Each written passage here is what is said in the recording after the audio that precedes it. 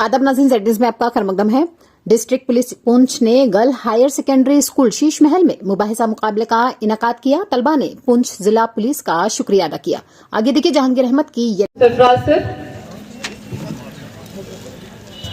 रिजा है, government girls high secondary Sheesh Mahal Poonch की student हूँ। आज यहाँ डिस्ट्रिक्ट पुलिस पुंछ ने एक प्रोग्राम डिबेट कंपटीशन करवाया था, जिसमें कि काफ़ी बच्चों ने हिस्सा लिया और बच्चों को अपना टैलेंट दिखाने का भी मौका मिला और प्राइज़ भी था, कंसोलेशन प्राइज़ भी था। और हम डिस्ट्रिक्ट पुंछ के बहुत शुक्रगुजार हैं कि उन्होंने ऐसा इवेंट करवाया जिसमें बच्चों को अपना टैलेंट दिखाने का मौका मिला।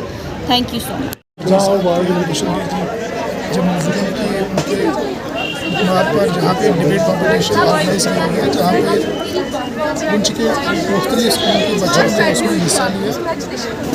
ये जो डिबेट कॉम्पिटिशन है, ये सिविक एक्शन प्रोग्राम के तहत किया जाता है।